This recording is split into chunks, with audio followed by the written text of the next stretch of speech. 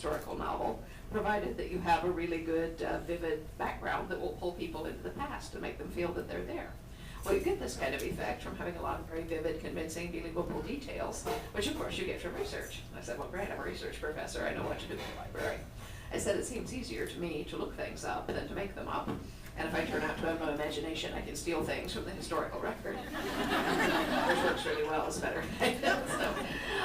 So I said, fine, where am I going to set this? Because I have no background in history either, just the 6 hours of Western civilization that they make you take as an undergrad. So, one time would do as well as another. I'd have to look it all up anyway. So I was casting around for a reasonable time and place in which to set this novel, and I happened to see a really old Doctor Who rerun on public television. I see some of you are familiar with Doctor Who, the people who are not quietly giggling. Doctor Who is a very old, very long-running show that's done on the BBC. In the UK, it's done as a kids show and by a science fiction show.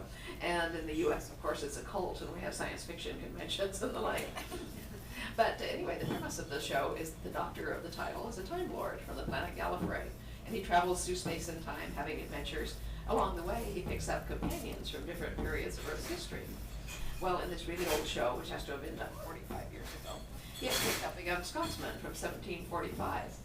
And this was a 17, 18-year-old lad. Are we out? Yeah, we're back. Are we back? Somebody do something. Okay. Yeah. Anyway, the Doctor had picked up this young Scotsman from 1745, 17, 18-year-old boy who appeared in his kilt. And I said, well, that's fetching. And, I found myself still thinking about this the next day in church. And I said, well, you want to write a book, it doesn't really matter where you set it. The important thing is to make a point and get started. So I said, fine, Scotland, 18th century. And so that's where I began, knowing nothing about Scotland or the 18th century, having no plot, no outline, and no characters. Nothing but the rather vague images conjured up by the notion of a man in a kilt. Which is, of course, a very powerful and compelling image. Actually, another digression alert here. The last book of the Outlander series, A Breath of Snow and Ashes, was a very lucky book for me. Since Dan Brown was not on the scene, it opened at #1 on all of the bestseller lists in 4 countries. And it also won me a couple of awards, as you'd mentioned, including the Corina International Literary Award for Fiction, which is very cool. And I got to go to Germany to accept this. Well, while I was there, the German publisher had me interviewed by absolutely everybody from the German equivalent of USA Today up to the equivalent of Vanity Fair, everything in between.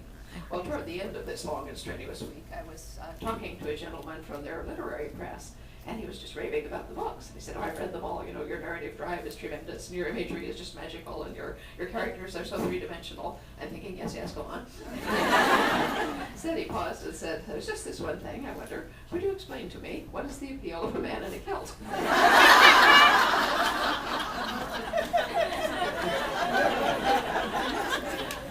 Well, he was German,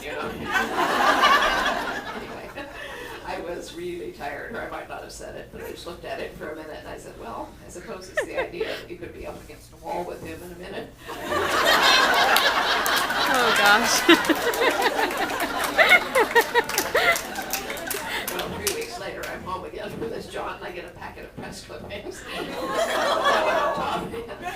The German publisher has put a post-it note on it. It said, I don't know what you told this man, but I think he is in love with you.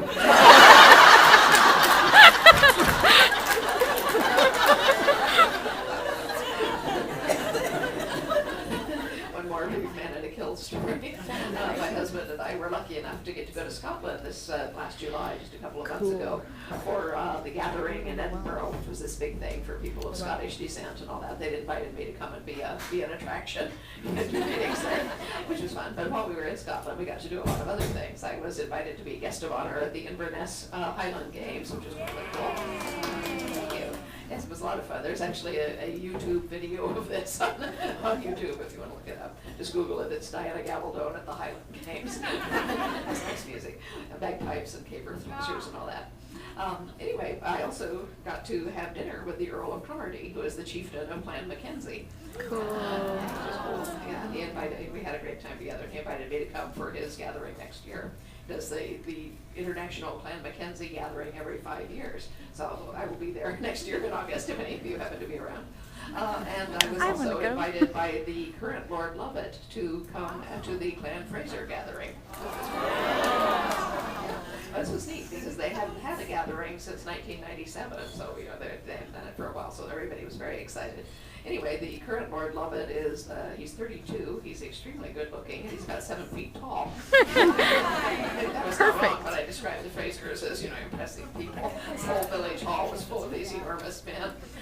Anyway, he comes up to me with his equally enormous cousin, both of them dressed to the nines in their complete Highland rig out, Argyle socks and everything.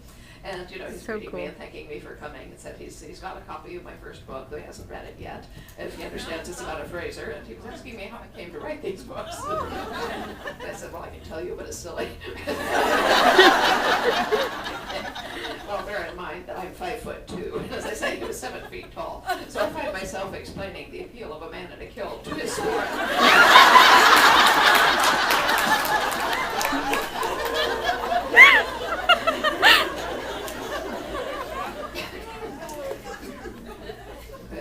Well, once I had decided to set this book in Scotland, the first thing I did was go to the library and look up Scotland in the 18th century, since, as I say, I knew nothing about it. Well, the only thing I knew about novels was that they should have conflict, and so I was looking for Scotland in the 18th century and conflict therein. Well, you don't look for conflict in Scotland in the 18th century for very far before you run into Bonnie Prince Charlie in the 45. I said, well, that looks like a lot of conflict. Okay, all right, we'll use that as a backdrop. And then I said, well, you know, I must have a lot of Scotsmen because of the kilt factor. But I think it would be a good idea if I had a female character to play off these guys, then we'll have sexual tension. That's conflict, that's good. And so I said, we have Scots versus English, so if I make her an English woman, we'll have lots of conflict. So on the third day of writing, I introduced this English woman. I had no idea who she was, how she got into the story, or what she was doing. But I loosed her into a cottage full of Scotsmen to see what she'd do. Well, she walked in, they all crouched around the hearth muttering, and they turned around and stared at her. And I'm thinking, why does she look funny? What's going on here? Anyway, one of them drew himself up slowly, and he said, my name's Dougal Mackenzie, and who might you be? And without my stopping to think, I just typed, my name's Claire Elizabeth Beecham, and who the hell are you? And I said, well, you don't sound at all like an 18th century person. So I fought with her for several pages, trying to beat her into shape and make her talk like an 18th century person. But she wasn't having any, she just kept making smart-ass modern remarks. She also took over and started telling the story herself. So I said, well, I'm not going to fight with you all the way through this book. I said, no one is ever going to see this, so it doesn't matter what bizarre thing I do. I said, go ahead and be modern, I'll figure out how you got there later. So it's all her fault that there's time travel in these books. Well, as I say, I was not telling anybody what I was doing, including my friends on CompuServe. But I, continued to work at everything else I was doing. I usually worked late at night, and I would just log on to CompuServe periodically to pick up messages and leave messages. It was, and it still is, a bulletin board system where you leave a message for a specific other person, and when they get it, they may reply or not, but anyone who reads the message can reply to it. So I found myself one night having an argument, posting messages back and forth with a gentleman online about what it feels like to be pregnant. And he said, oh, I know what that's like. My wife's had 3 children. And I laughed. I said, yeah, Buster, I've had 3 children. He said, well, can you tell me what it's like? I said, I can, yes, but it's sort of complex. I don't know that I could fit it in a 30-line message slot. I said, I tell you what, though, I have this piece that I wrote a few months ago in which a young woman tells her brother in some detail what it's like to be pregnant. So I said, I'll post that in the library here and you can read it. So I did, and everyone who'd been following the argument went and read this piece. They all came rushing back, and they said, this is great, what is it? And I said, I don't know. And they said, where's the beginning? And I said, I haven't written that yet. And they said, we'll put up some more of it. Excuse me. Well, I don't write with an outline, and I don't write in a straight line. I write where I can see things happening, and sort of glue the little bits together as they come. And so I never have chapters until the very last thing before I send a manuscript to my editor. That's the last thing I do is break it into chapters. I don't know. In case you were wondering where some of the chapter titles come from, they're an effect of sleep deprivation. Anyway, I would put up every 2 or 3 months, I'd put up 5 or 10 pages that would kind of stand alone without a lot of explanation. And people got more and more excited. They said, well, this is cool, you should try and publish this. And I said, well, I don't even know what kind of book it is, what with the time travel and the Loch Ness Monster and everything else. But, eventually I'm going to write a book I want to publish. What should I do? Well, as I say, I did know a number of published writers by this time, and all of them said to a person, get a literary agent. They said an agent can do two things for you. He or she can get you read much more quickly than